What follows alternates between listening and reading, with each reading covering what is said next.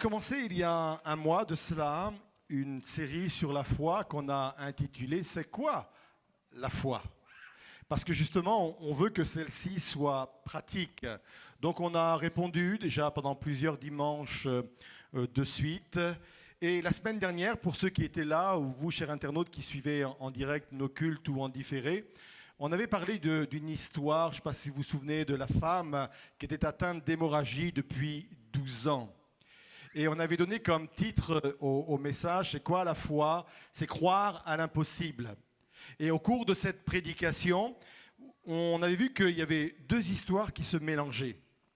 Deux histoires qui se sont rencontrées. On s'était focalisé sur la femme à la perte de sang, elle est appelée aussi comme cela.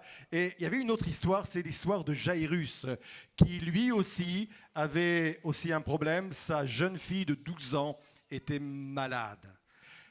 Malade depuis 12 ans concernant cette femme, et la fille de 12 ans était malade, et on avait fait une coïncidence entre les deux, je pense que vous vous souvenez. Le titre de mon message aujourd'hui est le suivant: créer un environnement de foi, et je le répète, on va se baser sur l'histoire de Jairus. Marc 5, verset 22, on va commencer par cette lecture, on ne va pas faire toute la lecture, on va y revenir après, mais on va déjà commencer par cela. Voilà ce que nous lisons. Un chef de la synagogue locale, nommé Jairus, arriva. Il vit Jésus, se jeta à ses pieds et le supplia avec insistance. « Ma petite fille est mourante, dit-il. Je t'en prie, viens et pose les mains sur elle afin qu'elle soit sauvée et qu'elle vive. » Jésus partit avec lui. Alors on va se poser cette question. Comment cultiver, puisque c'est la thématique, et entretenir une atmosphère de foi quand les événements sont contraires? C'est facile d'avoir la foi quand tout se passe bien, c'est facile d'avoir la foi quand les choses se développent comme sur un tapis roulant, mais quand il y a des faits contraires, quand il y a des événements contraires, c'est beaucoup plus compliqué. Comment donc créer un environnement de foi quand les choses sont contraires? J'ai plusieurs réponses. À votre avis, combien de réponses j'ai? C'est pas bien ce que je viens de faire. Je vous ai tendu un piège en fin de compte. C'est vraiment pas bien. J'en ai 4. Je voulais vous contredire aujourd'hui, donc j'en ai choisi volontairement 4. Non, ça s'est présenté à moi comme ça. On y va? Première réponse, donc, ça commence généralement par une mise à plat de nos savoirs. Avant de créer un environnement de foi, il faut mettre à plat tous nos savoirs. Les épreuves de la vie interrogent sévèrement nos savoirs. On a tous des théories sur la vie. On a tous des avis sur ce qu'il faudrait faire dans telle ou telle situation. On a tous des avis et des théories sur la foi, sur la vie chrétienne en général. On a tous des avis comme cela, mais les épreuves, les événements contraires viennent interroger et remettre en question nos savoirs. Et Jairus, il est vraiment dans cette démarche-là. Jairus, ce n'est pas n'importe qui. Jairus, ce n'est pas le premier venu. Jairus, c'est le chef de la synagogue. C'est la personne que l'on va voir pour avoir justement des réponses. C'est une personne qui donne audience pour dispenser son savoir, pour donner des réflexions, pour donner des réponses quand on n'en a pas. Et c'est vraiment lui qu'on va voir dans ces cas-là. Il est écouté, il est une autorité dans son domaine. Et voilà, d'un seul coup, tout son savoir, toutes ses certitudes sont ébranlées. Il vient d'être touché dans sa propre chair. C'est facile d'avoir des théories quand les situations touchent les autres. C'est facile d'avoir des certitudes quand les difficultés, les épreuves touchent les autres. Mais quand ça vient nous chercher personnellement, quand ça vient nous atteindre personnellement, j'aimerais vous dire que nos savoirs, nos théories, nos avis tombent à plat. Et Jairus, il est vraiment dans ce cas de figure. Jésus va aller lui parler. Jairus fait vraiment le choix, parce que je pense qu'il y a une rencontre, c'est pour ça que je dis que Jésus va lui parler. Je pense que cette rencontre, Dieu l'a décidé. Jésus va au-devant de Jairus. Et quand Jairus va aller et se retrouver devant Jésus, il va descendre de son piédestal. C'est quelqu'un d'important. Il descend volontairement de son piédestal. Et il ne le fait pas en catimini, il le fait devant la foule. Il aurait pu aller le trouver la nuit, il aurait pu le trouver à part, mais il le fait devant la foule. Volontairement, devant la foule, il se jette aux pieds de Jésus.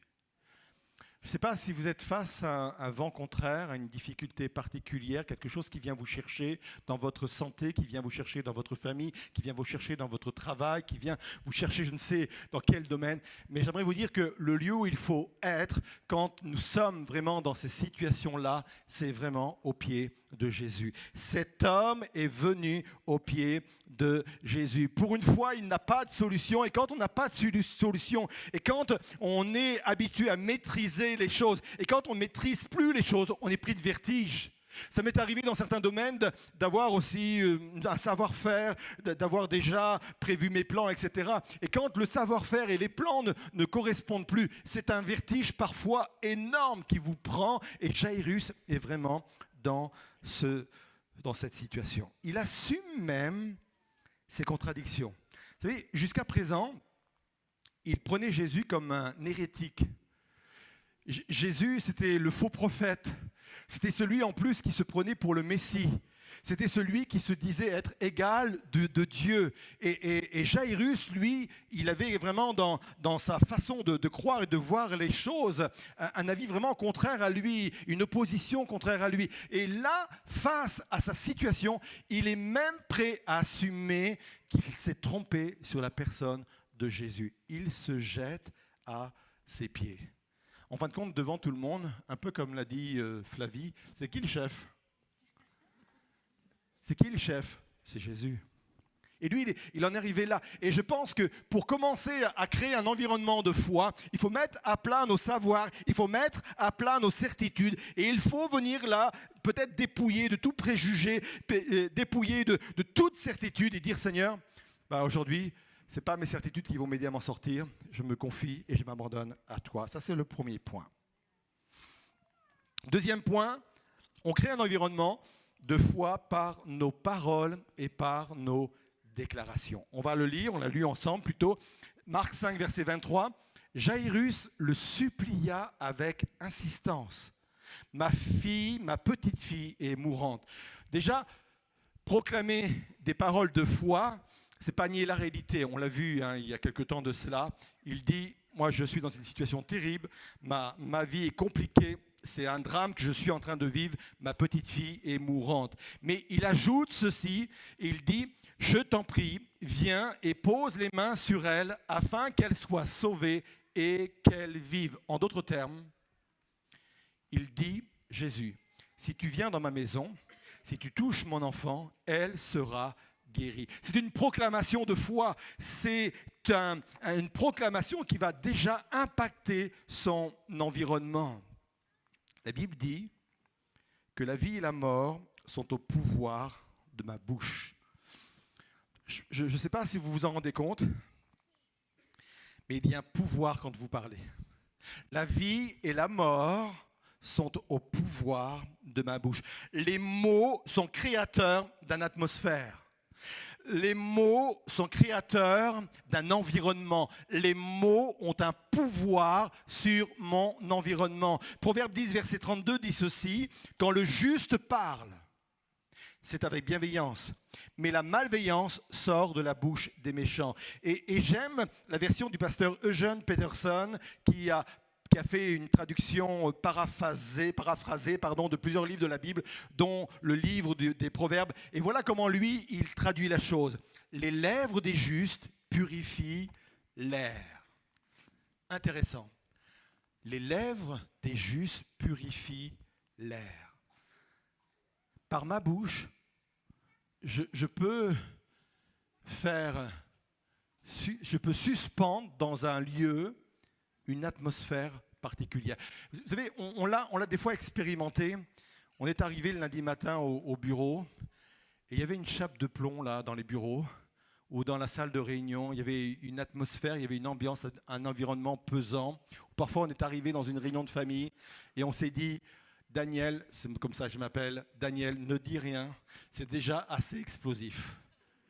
On le sent bien, c'est là, voilà, c'est palpable, c'est dans l'air. On ne voit rien, mais on sent que là, il se passe quelque chose. On sent que l'environnement est chargé, on sent que l'environnement est lourd. Et si vous êtes intelligent et sage, vous allez dire, je vais utiliser quand même des mots pour essayer de changer l'atmosphère. Moi, j'ai une technique, je fais beaucoup d'humour quand c'est comme ça.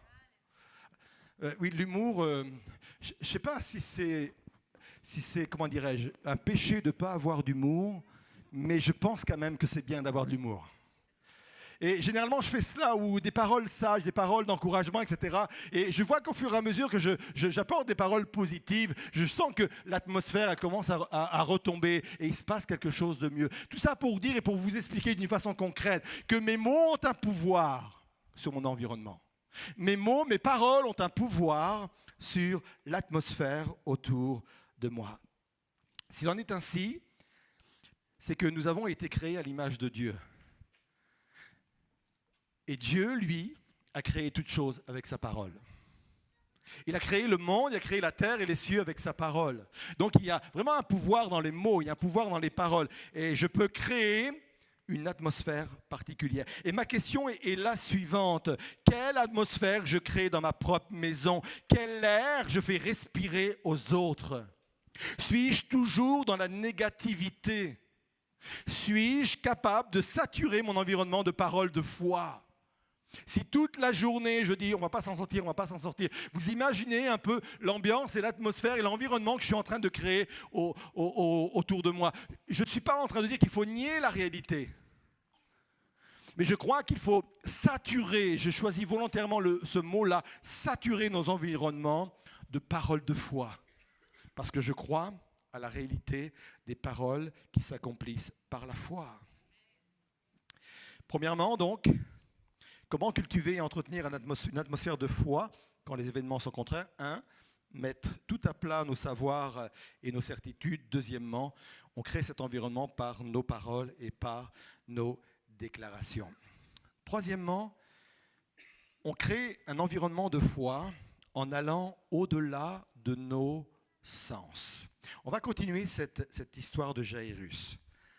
Donc Jairus invite Jésus à l'accompagner et ils partent en chemin en direction de la maison de cet homme.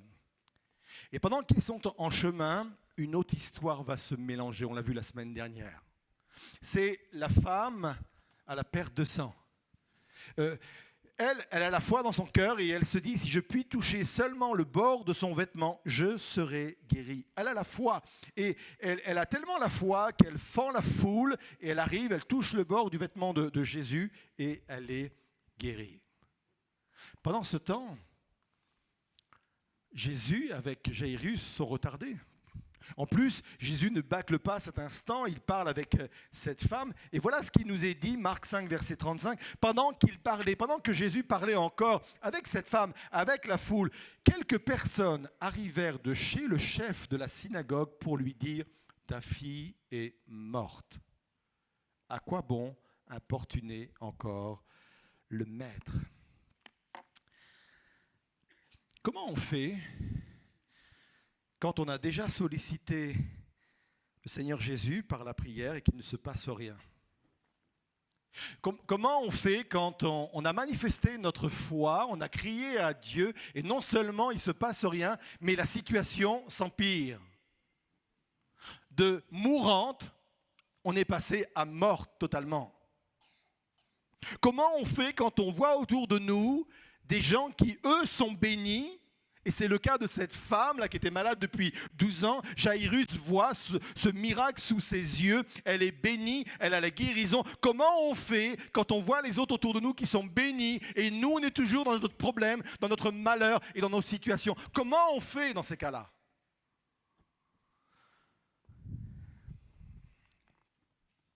Comment garder et entretenir une atmosphère de foi dans ces conditions? C'est le moment où il faut utiliser ce que j'appelle notre sixième sens. Et notre sixième sens C'est la foi. On a 5 sens pour évoluer dans ce monde physique.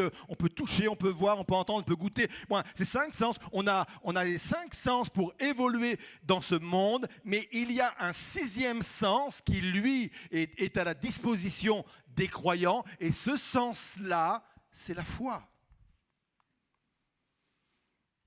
Le 6e sens prend le relais quand les 5 autres nous renvoient des informations négatives. Quand on est arrivé de la maison avec ses serviteurs qui ont apporté cette mauvaise nouvelle, il est dit de Jésus dans Marc 5,36, j'ai choisi volontairement la version Louis II parce qu'elle est très explicite, mais Jésus, sans tenir compte de ces paroles, dit au chef de la synagogue, ne crains pas, crois seulement. En d'autres termes, il dit, fais taire les sens par lesquels tu fonctionnes d'habitude. Crois seulement, seulement la foi, seulement le 6e sens.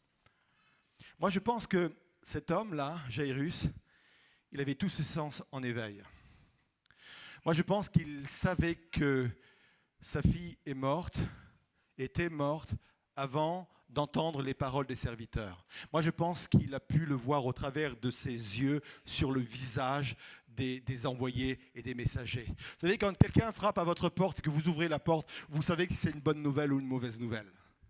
Vous le voyez sur le visage parle et vos sens sont en alerte, vos sens sont là en train de se manifester. Et je suis sûr que cet homme, Jairus, en les voyant venir au-devant, en voyant leur attitude, peut-être leur démarche, peut-être leur visage, il a su que ce n'était pas une bonne nouvelle. Les sens étaient en alerte. Et en plus, quand la parole s'est mise à fonctionner et qu'il a entendu cette parole vraiment lapidaire, ta fille est morte. Il n'y a plus d'espoir. N'embête plus le Seigneur Jésus. Moi, je trouve que dans ces moments-là, l'attitude de Jésus a été remarquable. Il sent que la foi de cet homme est en train de défaillir.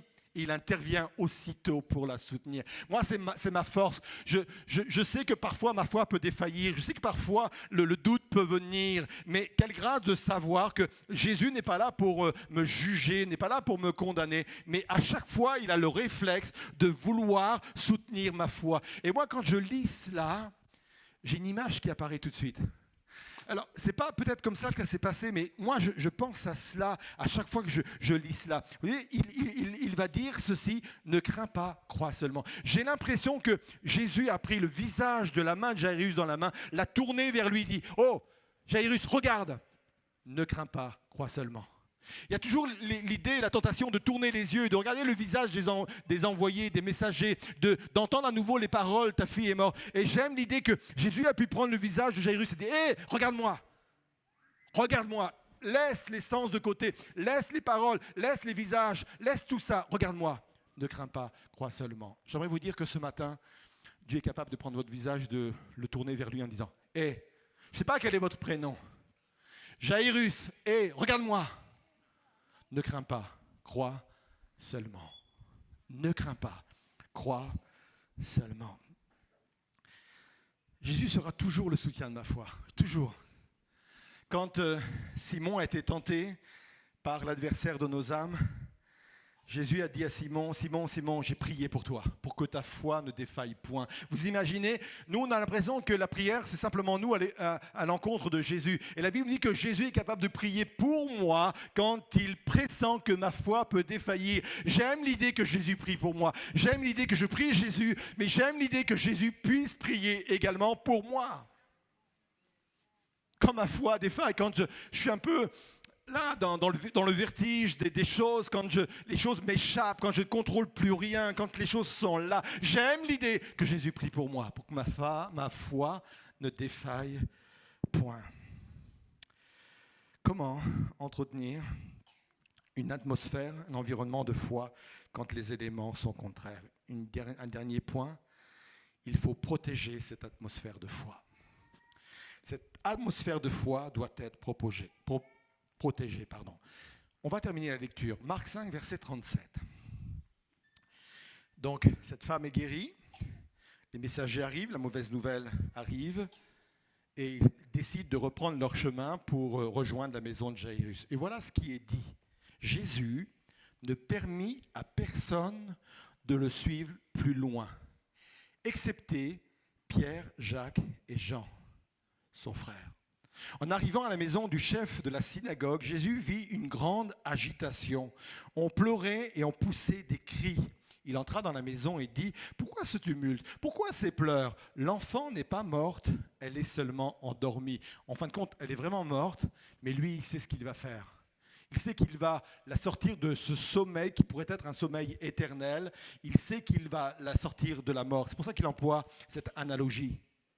Mais on se moqua de lui. Alors, il fait le ménage. Il fit sortir tout le monde. Il prit avec lui le père et la mère de l'enfant, ainsi que les disciples qui l'avaient accompagné, c'est-à-dire les trois. Il entra dans la pièce où l'enfant était couché. Il lui prit la main en disant « Talitha Koumi », ce qui signifie « Jeune fille, lève-toi, je te l'ordonne ». Aussitôt, la jeune fille se mit debout et marcha. Elle avait environ 12 ans. Tous furent frappés de stupeur. Et à cela, on dit « Merci Seigneur, Amen, Amen ». Jésus a fait le tri même au milieu de ses disciples. C'est étrange, je ne vais pas développer cela, mais juste vous amener cela à la réflexion. Jésus n'a pas pris tous ses disciples. Il l'a fait à plusieurs reprises d'ailleurs. Mais il va prendre simplement uniquement certains de ses disciples. Pierre, Jacques et Jean. Il fait un tri sélectif. Déjà, dans son entourage, il veut vraiment qu'il y ait autour de lui des hommes de foi. Il ne veut pas être accompagné, il ne veut pas être suivi par des gens qui vont troubler cet environnement de foi. Et quand il arrive à la maison, il y a les pleureuses, ça se faisait, des pleureuses professionnelles. On payait des gens pour pleurer à nos places. Et elles étaient là en train de pleurer, c'était normal, ça faisait comme cela à cette époque. Et voilà, Jésus, il arrive dans cette ambiance, dans cette atmosphère de mort, de détresse. Et Jésus, il met tout le monde dehors. Il veut créer un environnement de foi. Il veut saturer cette maison d'une atmosphère de foi. C'est incroyable. Même Jésus a besoin d'un environnement de foi pour exercer son ministère. Alors, à plus forte raison, nous en avons besoin. On le voit d'ailleurs à un moment donné, il se trouve dans la ville de Bethsaïda. Et là, il y a un aveugle qui a besoin d'être guéri. La Bible nous dit qu'il va le sortir de cet endroit-là. C'est bizarre que Jésus le prenne par la main et le sorte de la ville de Bethsaïda. Parce que Bethsaïda était une ville incrédule. D'ailleurs, Jésus va le dénoncer plus tard. C'est les miracles qui avaient été accomplis dans d'autres villes. Les miracles qui s'étaient accomplis dans ta ville seraient accomplis ailleurs. Il y a longtemps que les autres villes se seraient converties. Mais toi, tu es tellement dur et incrédule que tu n'es même pas interpellé par cela. Jésus, le Fils de Dieu, a besoin d'un climat de foi pour accomplir un miracle. Et quand il va guérir cet aveugle, il va même dire à l'aveugle, ne retourne pas dans cette ville. Ne rentre pas dans cette ville. Tu risquerais même de perdre ce que tu as reçu. Si Jésus a eu besoin de créer un environnement, une atmosphère de foi, à plus forte raison, j'ai besoin, moi aussi, de m'entourer de gens de foi et d'une atmosphère de foi. Parfois, il faudra procéder à un tri relationnel. Vous avez des gens qui sont toujours dans la négativité. Vous avez toujours des gens qui vont vous dire « Non, ça va mal finir. » Tu sais, ça va mal finir. Il y a toujours des gens comme ça qui ont toujours la bonne parole au bon moment et qui sont là toujours en train de vous dire « Non, tu ne sais pas bon, tu ne vas pas faire, etc. » Et ça crée vraiment... Jésus a mis tout le monde dehors. Ça vous inspire? 3 sont inspirés. Choisissez des personnes qui doivent vous entourer dans les moments difficiles, surtout dans les moments difficiles. Ne partagez pas votre souffrance, ne partagez pas vos oppositions, vos épreuves avec n'importe qui. C'est important vraiment de faire ce tri vraiment autour de vous. Choisissez les personnes qui doivent vous entourer dans les moments difficiles. Et non seulement choisissez les personnes, mais choisissez également les lieux propices à maintenir et à développer cet environnement de foi. Il y a des lieux qui vont vous décourager, il y a des maisons qui vont vous décourager, mais il y a des lieux et des maisons et des endroits qui vont être là et qui vont booster votre foi. Et ce lieu en fait partie. Les chants sont là pour booster notre foi. Les témoignages sont là pour booster notre foi. La prédication est là pour booster notre foi. Un jour, Paul, l'apôtre Paul était à Lystre, dans une ville. Il prêchait l'évangile. Et dans son auditoire, il y avait un paralysé qui était là. Et au fur et à mesure que Paul est en train de prêcher, la foi vient dans le cœur de ce paralysé. Et ça devait se voir parce que la Bible nous dit que Paul, voyant que cet homme avait la foi pour être guéri, je ne sais pas comment cela a été manifesté, peut-être que ça s'est vu sur son visage, peut-être qu'il a vu que ses yeux commençaient à s'ouvrir, je ne sais pas, à s'éclairer quoi. Et Paul a vu qu'au fur et à mesure qu'il prêchait, il a vu qu'au fur et à mesure qu'il enseignait, la foi venait dans le cœur de cet homme, au point qu'il arrêtait sa prédication, en plein milieu de sa prédication, il a donné la possibilité à cet homme d'exercer sa foi, et en exerçant sa foi, cet homme paralysé a été complètement guéri. Je voudrais vous regarder dans vos yeux au fur et à mesure que j'enseigne, je prêche pour voir la foi venir, pour voir la foi naître. La foi vient de ce qu'on entend et ce qu'on entend vient de la parole de Dieu. La Bible dit recherchez la foi avec ceux qui invoquent le Seigneur. Excusez-moi, je vais être très cash ce matin sur le sujet. J'aimerais dire en contrepartie, fuyez les prédications décourageantes. Fuyez les prédications culpabilisantes. Si vous allez dans une église, quelle qu'elle soit, et que vous en ressortez plus découragé qu'en entrant, c'est qu'il y a une anomalie. C'est que ce n'est pas normal. Ça ne doit pas fonctionner comme cela. Ça ne veut pas dire que la Bible n'est pas là et ces moments que nous vivons ensemble ne sont pas là pour, dénoncer des choses dans nos vies. Pour nous recadrer parfois, parce qu'on a besoin aussi d'être recadré. Et puis on nous demande que cela, être transformé. Dieu nous aime tel que nous sommes, il nous aime trop pour nous laisser comme nous sommes. Il veut créer en nous une transformation. Mais à chaque fois que Dieu vient nous chercher dans les recoins de notre cœur, à chaque fois, il y a une parole d'espoir derrière.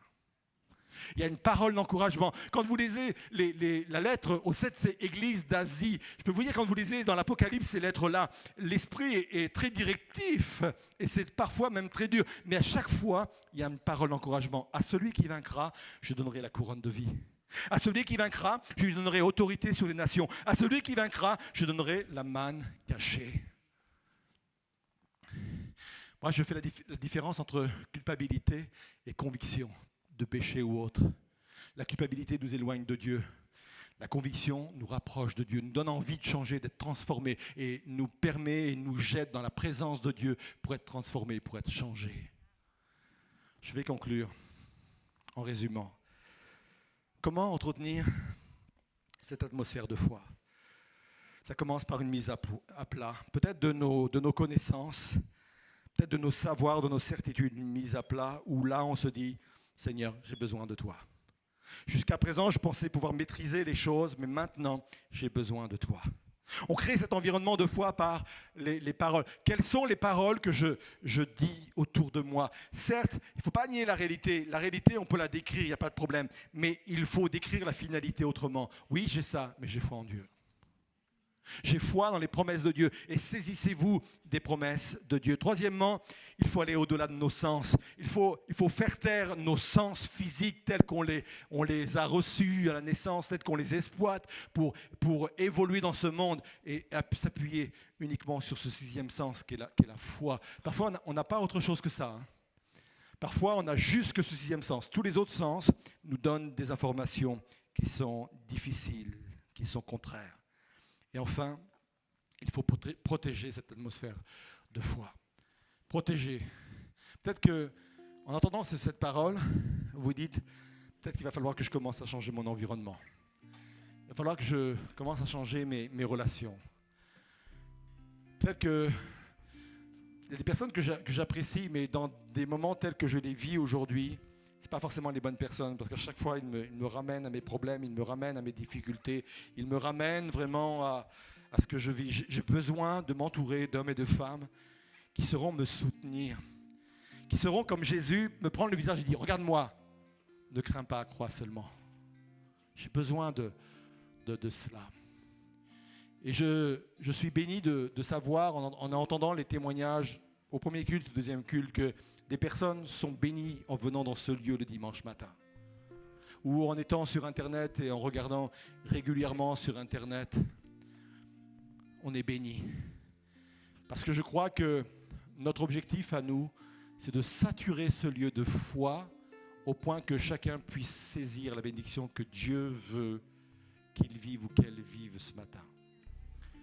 Alors je voudrais vous inviter à vous lever quelques instants à vos places. Je ne vais pas vous inviter à venir sur le devant, nous le faisons régulièrement, mais pour des raisons pratiques et techniques, comme vous l'imaginez, on ne le fera pas ce matin.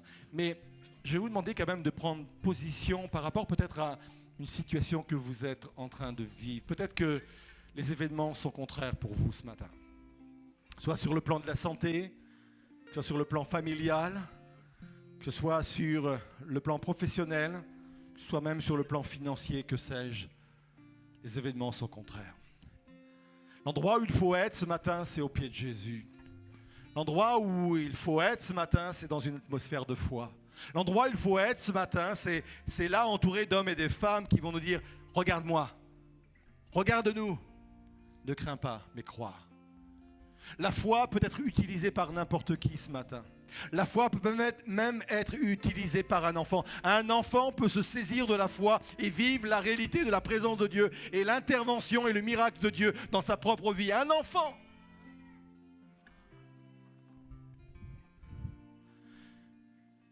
On va proclamer au travers de la louange que celui que l'on sert, c'est le Seigneur. Tu es Seigneur. Ça veut dire quoi? Je reviens à Flavie. C'est qui le chef? C'est Jésus. C'est lui le Seigneur. Il est Seigneur de ma vie. Il est Seigneur de toutes mes situations. Et il est celui qui règne sur ma vie et mes situations. Et s'il règne sur une situation, quelle qu'elle soit, il la domine. Il aura le dernier mot parce que c'est lui le Seigneur. Alors on va proclamer, on va nourrir notre foi au travers de ce chant. On va proclamer qu'il est Seigneur. Et je vais revenir prier avec vous après d'où je suis pour que là où vous êtes, vous et qui pouvez vous identifier à ce qu'on a pu partager, vous qui êtes en train de vivre ça, qui est en train de dire « Mais moi aussi, je veux être ce Jairus qui est soutenu dans ma foi et qui permet de vivre une finalité de relèvement, de délivrance, de guérison, de réparation, que sais-je. » Je viendrai prier avec vous pour qu'il en soit ainsi, mais on proclame « C'est Jésus qui est Seigneur ».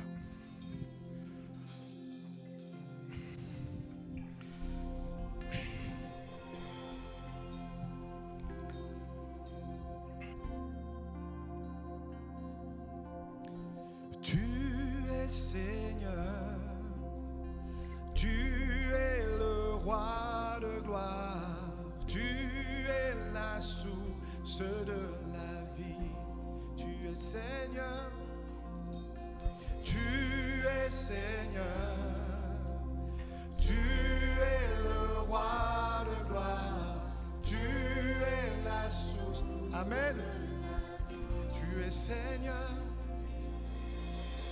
Tu es Seigneur, tu es le roi de gloire, tu es la source de la vie, tu es Seigneur, oh, tu es Seigneur, yeah, tu es le roi de gloire, tu es la source de la vie, tu as payé sur la croix. Tu as payé sur la croix. Jésus, tu t'es donné pour moi. C'est vrai, je mets ma confiance en toi. Je mets ma confiance en toi. Je me donne à toi, mon roi. Yeah. Je me donne. On va le déclarer. Tu es Seigneur.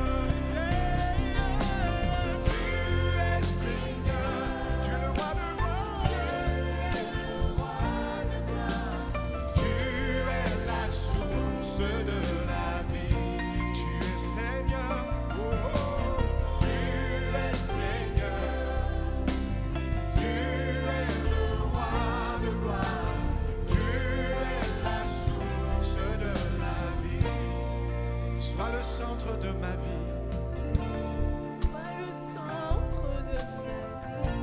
Remplis-moi de ton esprit, Jésus.